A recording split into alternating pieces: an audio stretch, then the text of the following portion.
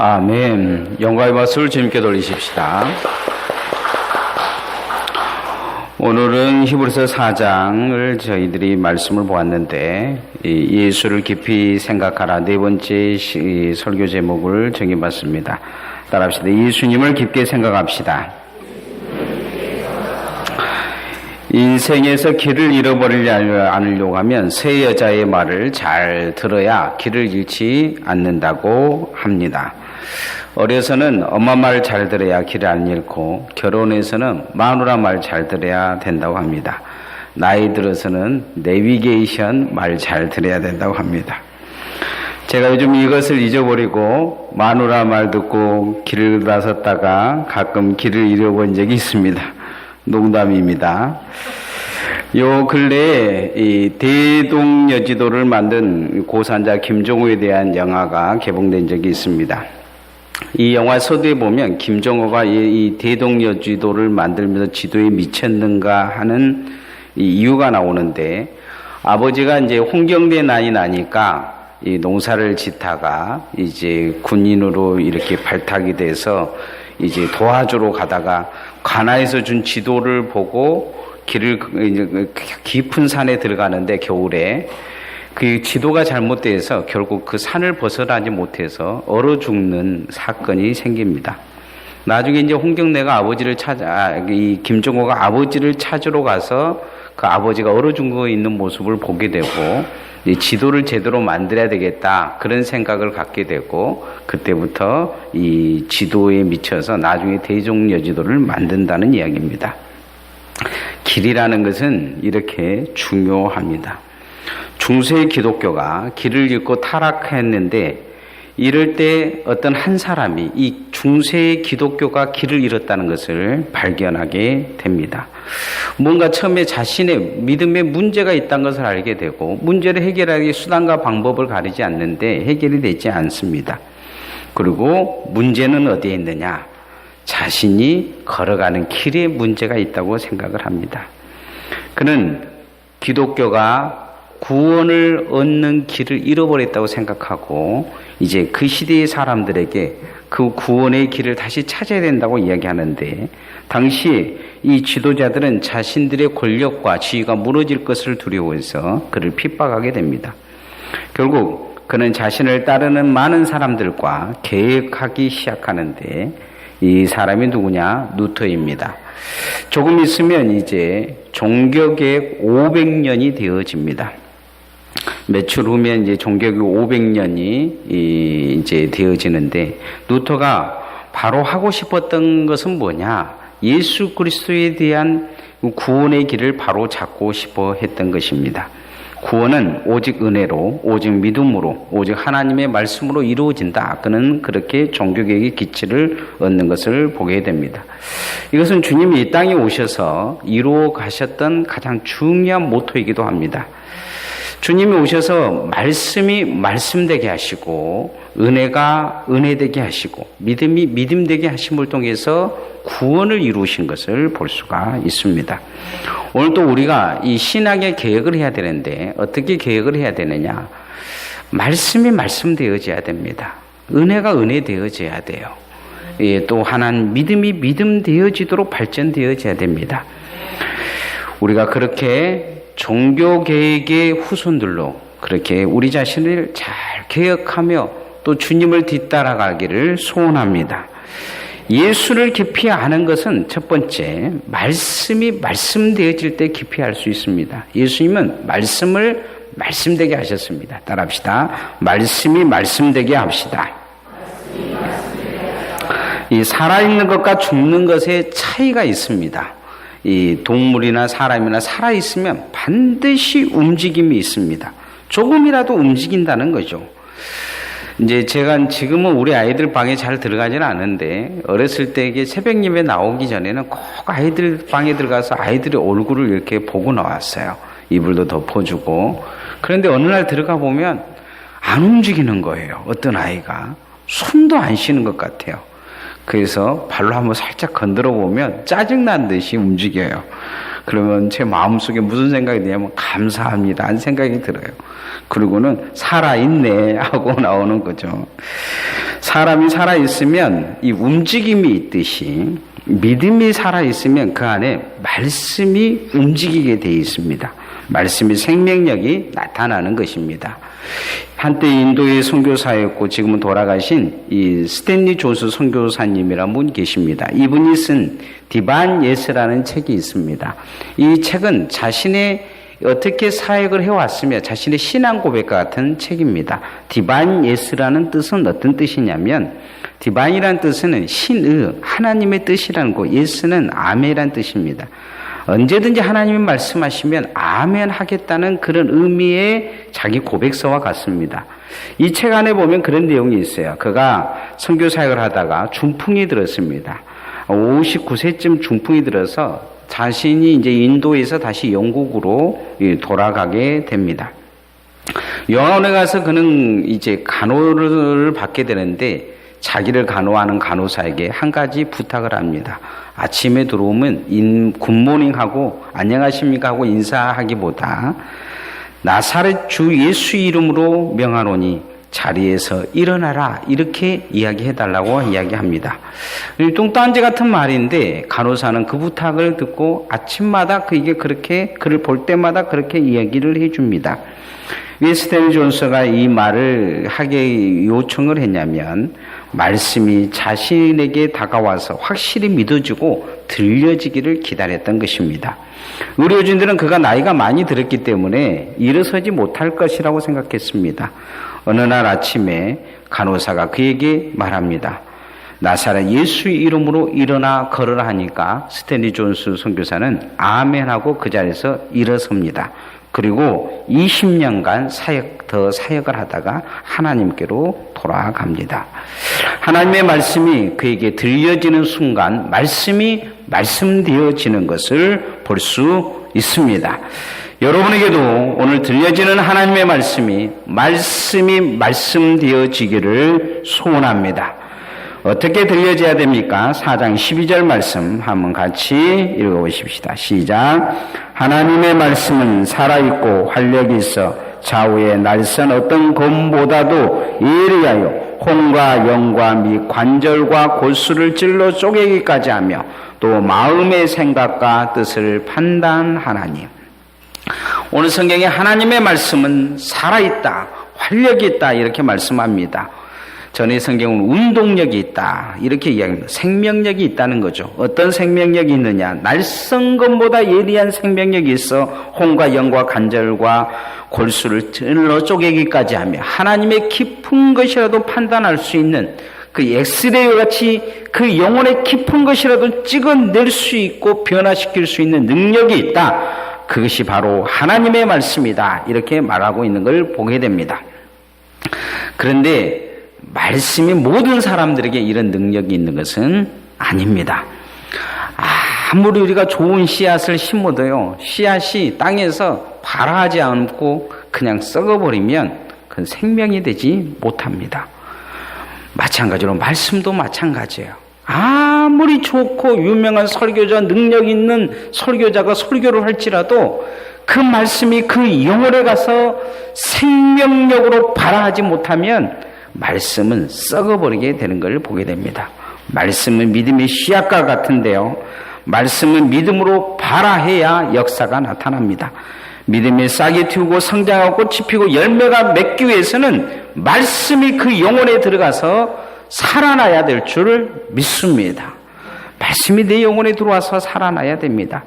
히브리서 기자는 히브리서 4장 소두에 우리는 읽지 않았지만 그런 말씀을 해요. 성도들이 말씀을 믿음으로 받아들이지 않음을 통해서 말씀이 그 안에 가서 죽어버리니까 구원을 얻지 못하는 사람들이 있을 것이다. 이렇게 예견을 하는 걸 볼 수가 있습니다.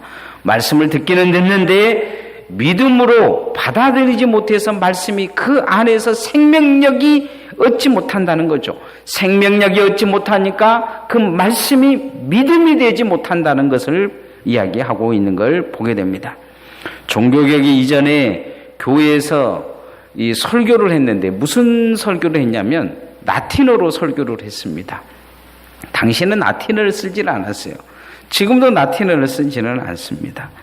그런데 왜 라틴어를 설교를 했느냐? 하나님의 말씀은 거룩하니까 보통 사람들은 들으면 안 된다는 거예요. 이게 사제들만 자기들만 알 수 있는 언어로 라틴어로 써놓고 자기들만 한 거예요. 그러고는 나중에는 이제 서로 알아듣기 몇 사람 있으니까 그것을 내가 많은 것을 안다는 것을 표현하기 위해서 아리스토텔레스나 플라톤에 관한 이하를 많이 썼어요. 하나님 말씀 한마디도 안 할 때가 있었다는 것이죠. 평신도들은 뭔 소리인지도 모르고 아멘하라고 그냥 아멘만 했어요. 교회하고 뭔 소리인지도 모르고 아멘만 하고 산 거죠. 그러니 신앙이 죽고 믿음이 부패해져 버린 것입니다. 나중에 돈 주고 구원받는다고 하니까 면죄부를 사서 구원받은 줄 알고 이 돈 내서 구원받는 이 종교로 이 기독교가 타락해버린 걸 보게 됩니다. 교회가 생명력을 잃어버리고 말씀이 썩어버리고 그리고 복음이 완전히 부패해버린 모습이 나타납니다.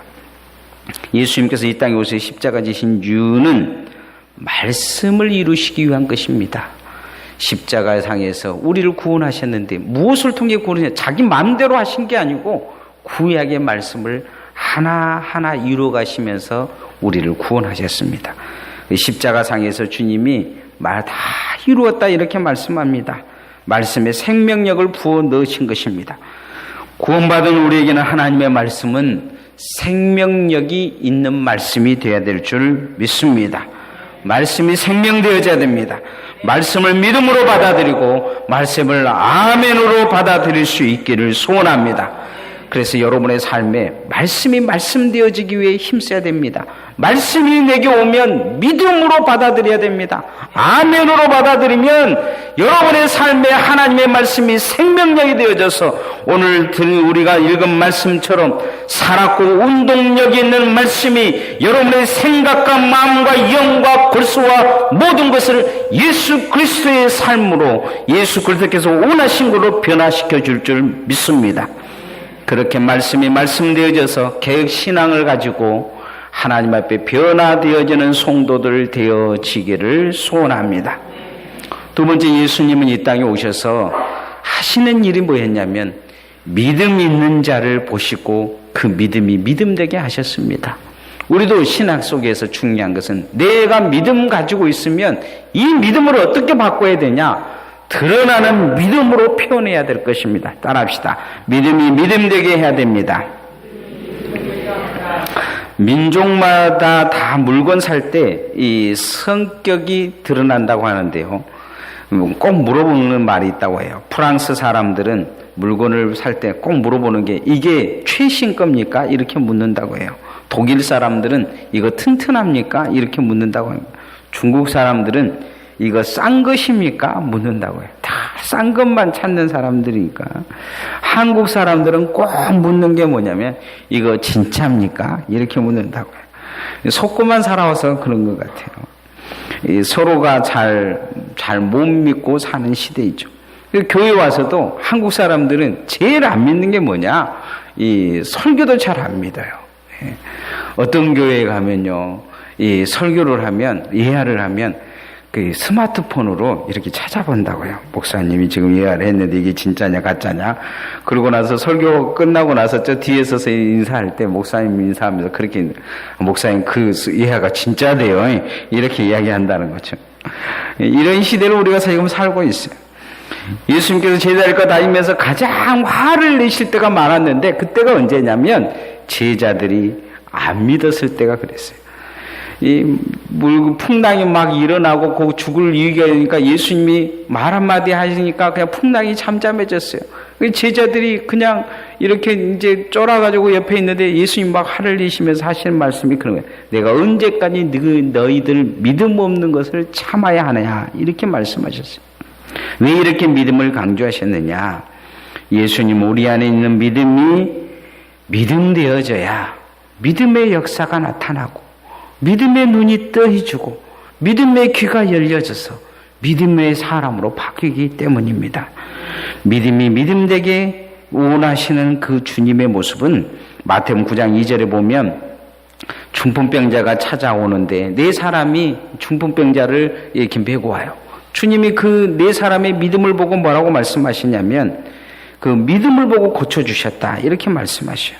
믿음이 믿음되게 한 거죠. 마태복음 9장 22절에도 보면 혈루병 앓은 여인이 주님의 옷자락만 만져도 고침을 받을 거라고 생각하고 옷자락을 만졌어요. 주님이 이것을 알고 나중에 뭐라고 말씀하셨냐면 내 믿음이 너를 구원했다.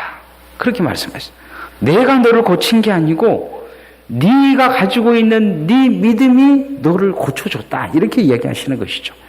마태복음 9장 28절에 보면 소경들이 예수님에게 와서 불쌍히 여겨달라고 멀리서 소리쳐요. 예수님이 오라고 말씀하시고 나서 그들에게 물으셔요. 뭐라고 물으시냐면 내가 이것을 하면 고침받을 줄 아느냐 그렇게 믿어요. 그러니까 이 소경들이 믿는다고 그러니까 예수님이 말씀하셔요. 따라해 보십시다. 내 믿음대로 될지어다. 예수님이 그렇게 말씀하셨어요. 내가 고쳐주겠다가 아니고 너희들 믿음, 니네들이 믿는 믿음대로 되라 하니까 소경들이 눈이 떠진 것이죠. 예수님께서 내 믿음대로 되라 하면 여러분, 오늘 여러분이 믿는 믿음에 어떤 역사가 일어날까요? 그게 내 믿음이에요, 실은. 내 믿음. 누가복음에 예수님이 병자들을 고치면서 가장 많이 하신 말씀이 뭐냐면 내 믿음이 너를 구원하였다. 그렇게 말씀하셨어요. 예수님이 그런 말씀 안 하셨어요. 내가 믿음이 좋으니까 너네들 고친다 이렇게 말씀하신 게 아니고 너네들이 믿는 그 믿음이 너를 고치고 너를 구원했다. 그렇게 말씀하셨습니다. 회개하고 돌아온 삭개에게도 그런 말씀하셨어요.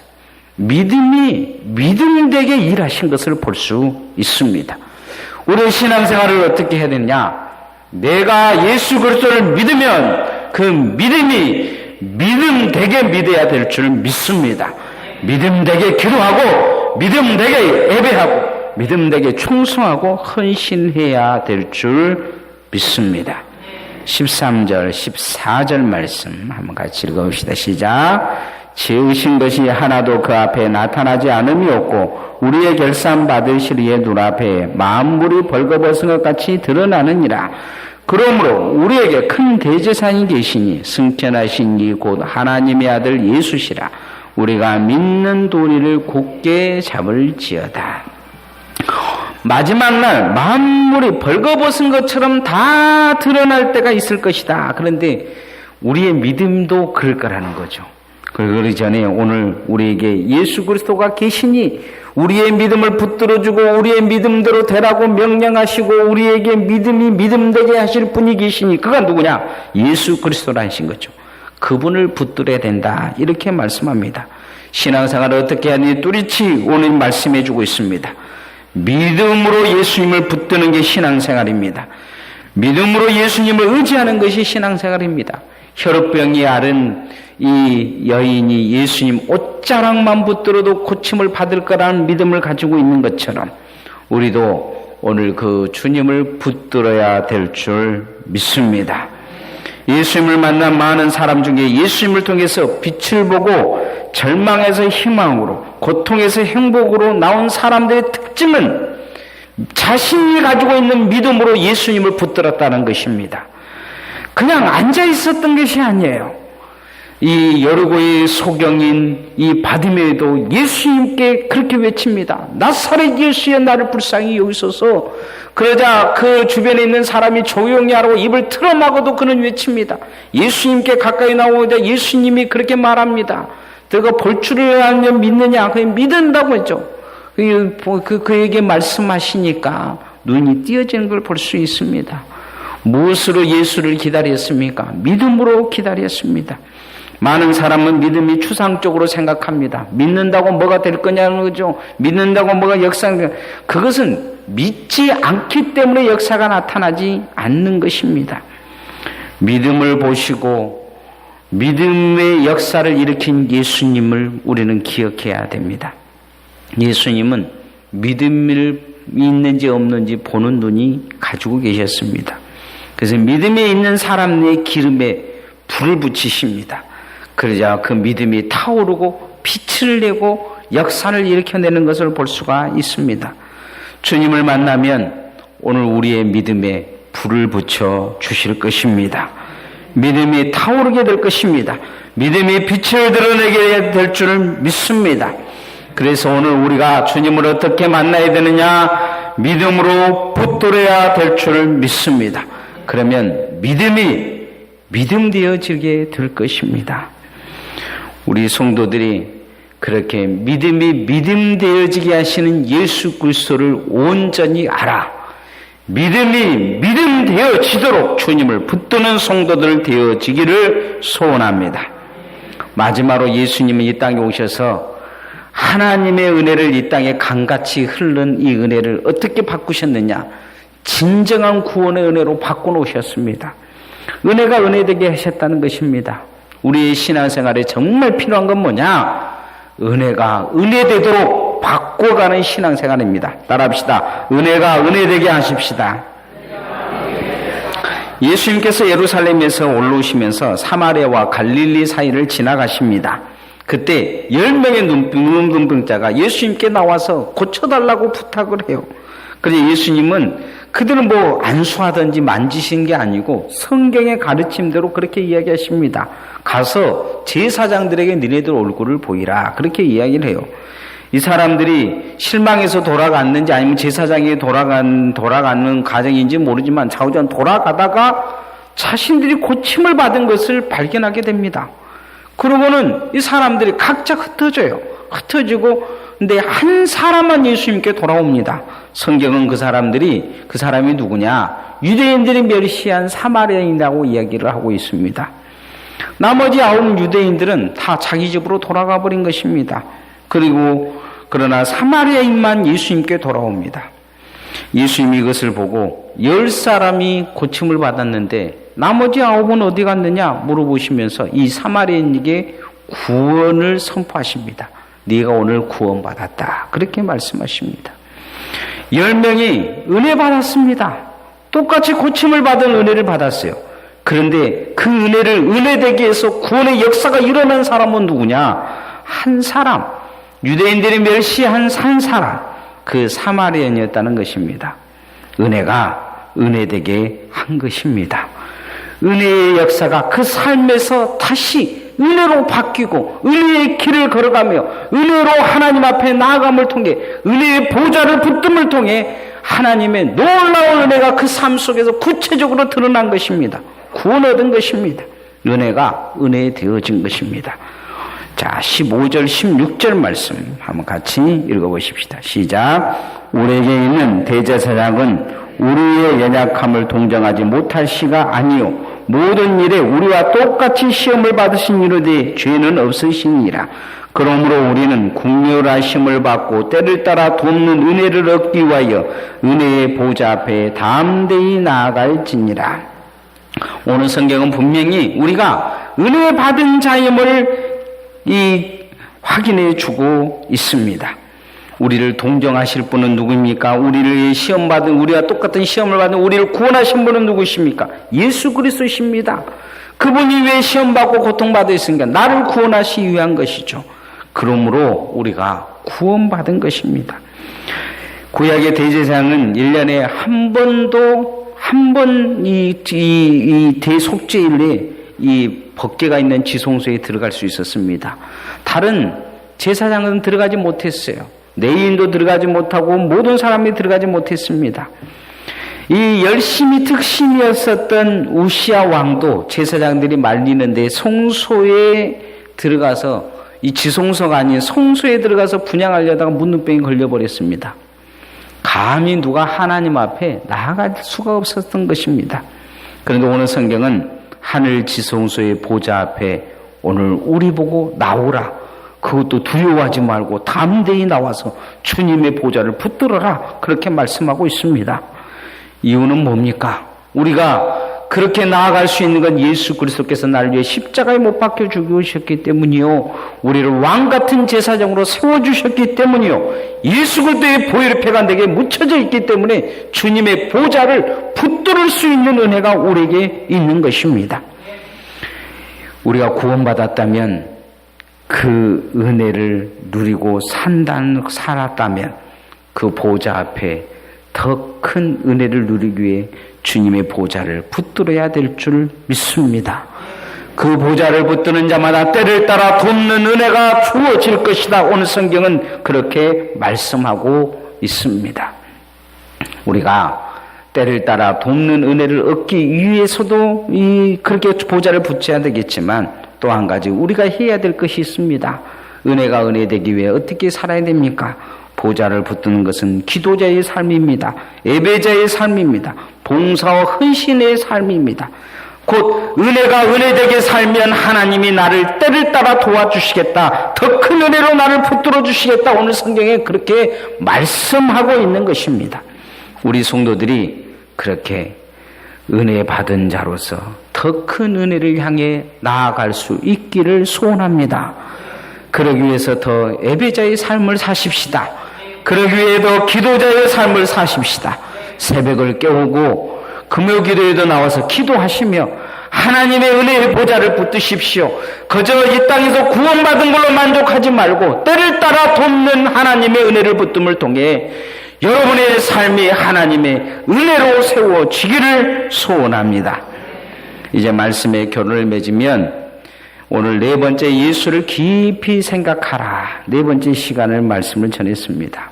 예수님이 이 땅에 오셔서 말씀이 말씀되게 하셨습니다. 말씀을 이루셨어요.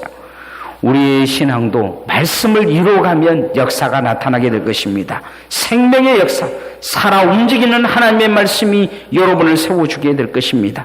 예수님이 이 땅에 오셔서 믿음이 믿음되게 하셨습니다. 내 믿음대로 되라 말씀하셨어요. 오늘 우리도 하나님 앞에 주님을 붙들고 주님을 의지하면 주님이 내 믿음대로 되라 말씀하시면 믿음대로 되어지는 역사가 나타날 줄 믿습니다. 그렇게 주님의 보좌를 붙드십시다. 그러면 때를 따라 돕는 은혜가 우리에게 있어서 이미 주어진 은혜 받은 우리에게 이 은혜를 가지고 주님께 나아가면 더 큰 은혜의 역사가 여러분의 삶과 가정과 자녀에게, 사업장에, 또 우리 교회에 있을 줄 믿습니다. 찬양하겠습니다.